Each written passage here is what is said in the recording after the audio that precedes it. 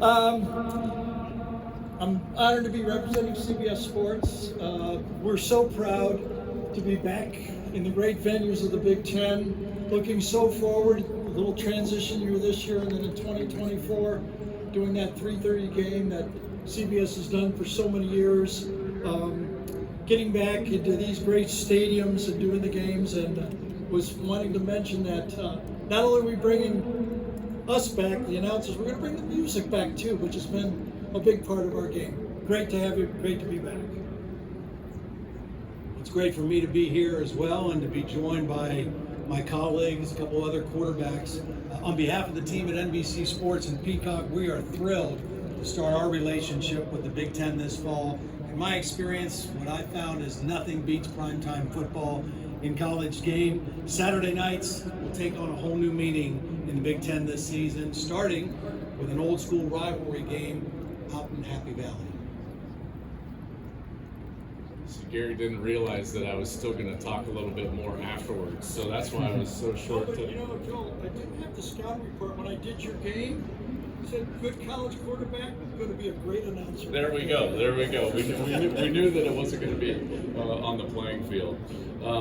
Big Ten fans will be connected on the biggest stages this season. Obviously, can't wait for the season.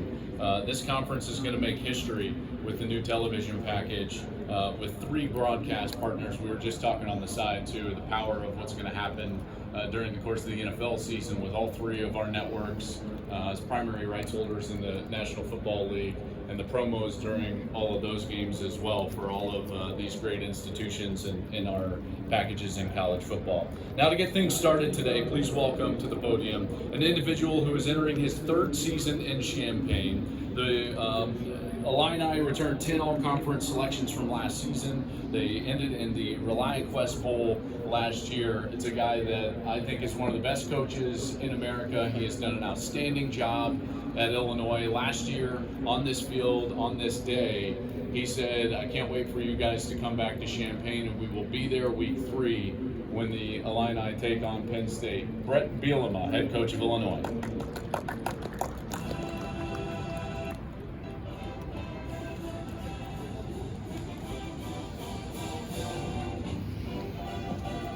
Media reality show here. Great to be back. Very excited to be back. It's the 3rd year as a head coach here at the University of Illinois. Brought with us 3 great players. Very exciting time in our program right now. Just starting since January. We were in our first January bowl game in a long time at the University of Illinois. In February, we signed a recruiting class that I think is going to continue to build the tradition of the players and the roster development that we believe in. In March, we jumped into the beginning of spring football and started a ticket campaign that today I was told that we have over 9,500 new season ticket holders. You get close to 10,000 new season tickets in a year. That's doing some good things. So very, very excited about that. Ended the spring semester with the highest GPA in the history of the school with over a 3.0 of our entire roster. Just a really exciting time to be where we're at. Also in this conference, I'd like to welcome obviously 4 new coaches in the Big Ten West. The transition that has happened since a year ago. All these rematch games bring a new perspective, a new staff, and wish them the best of luck, but especially to bring Tony Petitti in as our commissioner. Obviously, it's been a refreshing sight to see him so engaged with our coaches. We've had several talks with him, even just this last week, to have our roster adjust to have 120 players in our fall camp. It's something that every coach in America have been trying to get, and once Tony and his crew got a hold of that, I know Greg Schiano also had a big part of that. To have that movement happen for our players, I think it just benefits the game in so many ways. So really exciting time in our program. For me as a head coach, this is my 15th media day. It's my 10th media day here in the Big Ten Conference, 7 at Wisconsin and 3 here. And couldn't be more excited about the state of the game, the football, our players, the roster. Everybody wants to talk their views on NIL and the transfer portal. I think as a head coach now, going in my 15th year, I've just learned to embrace and really handle change and the nuances and adjust, and you can't complain. I always say this as a coach, right? On game day, just give me the rules of who we're going to play, and I'll play the game, right? And kind of take that same approach now, how we run our program and what we do, and it's a very exciting time that as a staff, obviously lost a coordinator last year, winning our conference, Ryan, and wish him all the best in that, but that brought an opportunity to have transition to my staff, and I believe now my sixth head coach, or sixth coach that's worked for me that's become a head coach. But with my staff I currently have, there's 5 new coaches that are in new roles. Aaron Henry, who was my DB coach a year ago, is now transitioned to our coordinator, and then I brought 4 new coaches into our program who have been just a home run so far. We haven't won a game yet, but I love what I've seen in them and the development of our players, the faith in our program, and the recruiting cycle. So a lot of things to get excited about, but I'm really excited to answer questions for 7 minutes because those media guys took a lot of my time, which I'm not disappointed in. So open up for questions. Just a reminder, get your hand up, we'll get you the mic. Down here.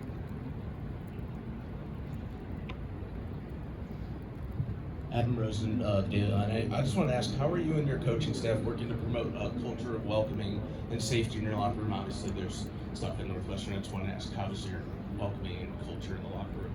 You know, one of the things that's really unique in college football right now is there used to be just this, influx of freshmen, right? But now, we actually do kind of a program orientation, not only in June when we have our new arrivals of high school players, but for us in January we had almost a dozen high school players, about 4 or 5 transfer players. We've added another 3 or 4 transfer players this summer.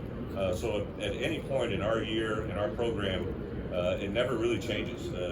We get our players heavily involved. I literally don't recruit or have official visits on our campus unless all of our players are there, because our players are our greatest representatives of what we want.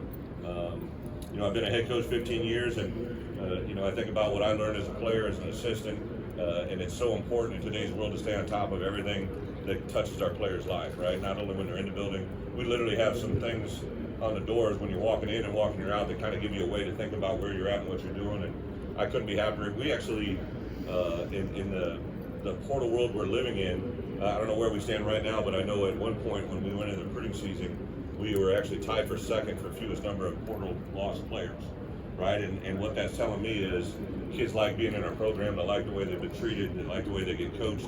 They take a player that, when we got there, he'd started 5 games, he was an unranked player in the recruiting cycle, didn't even have a star. He wasn't a 1-star, 2-star, 3-star. With Devin Witherspoon, he became the 5th pick in the NFL draft. I think that opened people's eyes. Coach, we're going to go to our right in the back. Dustin Schutte, Indiana Sports Beat. Brett, I'm going to throw a non-football question your way. The new Barbie movie's out. Have you taken your daughters to see it? Do you have plans to go see it? Can you give us some thoughts on this new movie? I saw a little social media tweet that the money it brought in the weekend compared to the next rated movie was pretty impressive. I see a lot of Barbies. I have a 6-year-old and a 4-year-old. I know my 6-year-old Ella is watching, so Adriella. I bought a lot of Barbies. We had a tooth fairy show up the other day. Tooth fairy is going for $20 these days. I couldn't believe that price. But we bought a lot of Barbie stuff for $20. So I don't really get to talk a lot of Barbie, so I appreciate the question. Have not taken her to see it, but I'm sure we're going to see it. We're kind of in the mermaid mode right now, so we're still heavy into mermaids.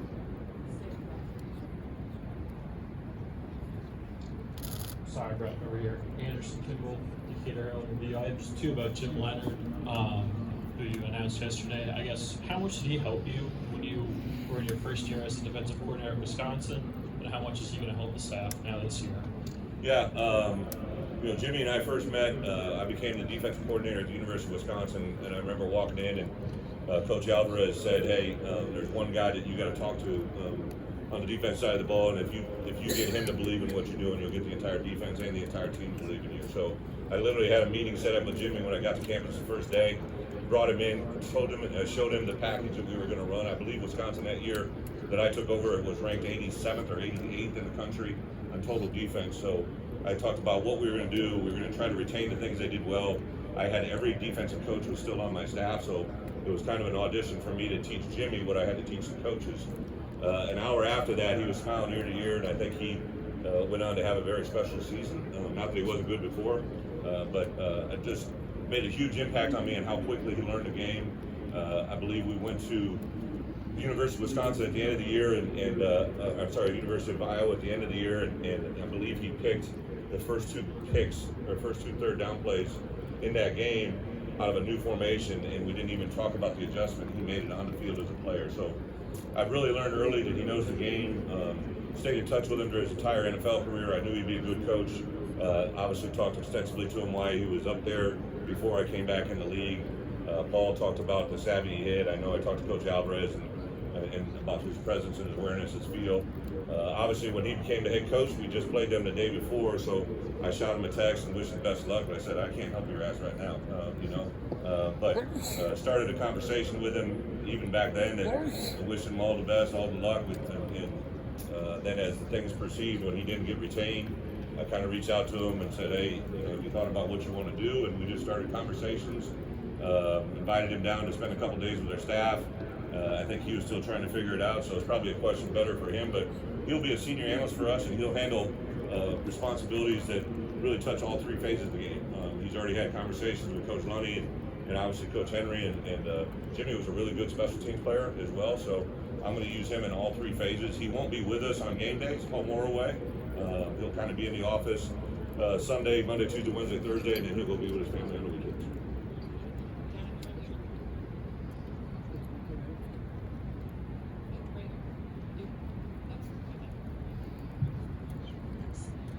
Phil Thompson, Chicago Tribune. Two-parter, if you can indulge me, Coach. Pat Fitzgerald said that he didn't know what was going on at Northwestern, and given that, as a coach, do you think you need a more hands-on, proactive investigation to see what's going on within your program? And then the second part, it took 15 years for Illinois to get to 8 wins.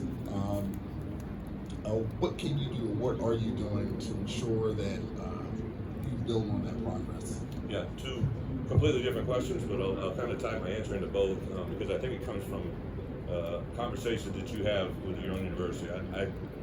Listen, Fitz and I are very close, and whatever happened there, that's not a conversation I don't know anything about and don't have the ability to comment on. But I can't tell you what happens at Illinois. And, when I received the first phone call from Josh Whitman, I realized that this is a guy that I wanted to be a partner with, right? He was a guy that played there and played very, very well, played in the NFL, became a lawyer, tried that world, and got into administration and was looking for a coach that wanted to sustain success, right? And that was something that was very important for me. I wanted to get back into head coaching, but I didn't want to go to a situation where I didn't think it could be sustained, right? I wanted this to be my last rodeo. Signed a contract recently that literally has a no compete with anybody in the Big Ten because I found my home. I know where I want to go. And to walk that walk every day with Josh, I think I was driving over yesterday. One of my favorite exercises as a head coach, I literally drive our players here to the Big Ten media. And the whole time we're driving, I'm asking them questions, right? Questions that they're going to get. Isaiah Williams, he caught 83 balls last year. Do you got to catch 85 balls for it to be a successful season? And he answered it the way that I thought he would answer it. We'll talk about it, critique it.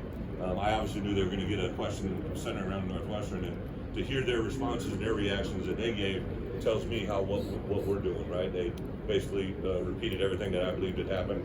I distinctly remember when I circled back to Josh, my first spring, we were in a spring practice, and one of the things we do at Illinois is we play in all conditions, so we practice in all conditions.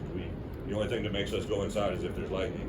So we practice in rain, sleet, snow, AM, PM, and everything in between. And I got done with a rain practice, and Josh came to practice, and he and I were talking at the end of practice. It's probably about a half hour after we were done with practice, and I looked around, he and I were the only two on the field in a rain, standing by ourselves. And at that point, I'm like, if an AD is going to stand outside and talk to me in the rain a half hour after practice, I knew that this was a guy that cares about our program. Josh is in our building every day, for the most part, year-round, a lot of times 2 or 3 times a week. I'm in the building every day, our coaches. So I don't really worry about what's happening in our building. I don't ever mention the word culture. I just never have. I'm not a guy that I think it's a buzzword that it just isn't something that's ever set well with me, but I talk about what we do to have a season like we just had and the talent that we have returning and to have the highest GPA in school history. It tells me we're doing a lot of good things. We'll go over here for the final question. Jeremy Warner, 24/7 Sports, Line Inquirer. Bret, on that sustaining success, what gives you confidence that this team can take that next step and help you sustain success? Jeremy, it's a great question I ask myself every day, right? Like I look for indicators. I think the guys that are around me, the people that are around me know that when we were here a year ago, I wasn't going to put a prediction on how many wins we're going to have, but I was pretty sure we were going to be a bowl team. I knew that we had a good football team that was going to grow and build. I look for indicators of how our guys carry themselves off the field. I look for indicators on how they adapt and adjust to new players. When I was riding over those 3 guys yesterday, I kind of was asking questions about players that I haven't seen, right, that only they've seen, and just to hear them say what they said with the intelligence that they did, it tells me that you know, our best players are observant of what's going on around them. These three guys we brought over could have easily been 3 draft picks last year in a class that you know, was highly talented, but they came back to make a better opportunity for themselves in our football program. And we got a lot of unfinished business. Last year we were a 8-5 team, and it broke up into a 7-1 team and a 1-4 team. And I focused myself on the 1-4 more than any time in my career. Obviously, it all happened at the end of the year, so there had to be some contributing factors that are on me as a coach and development program-wise. So I like where we're at. I love some of the young influx of talent. For me as a head coach, this is my 15th year, as I said earlier, but I've never felt more engaged with our roster, the way that they're being developed, the way they're being coached, and the way that they react to our coaches is pretty cool. All right, thank you, Coach. Thank you very Best much, of luck Viola. this season. We're going to bring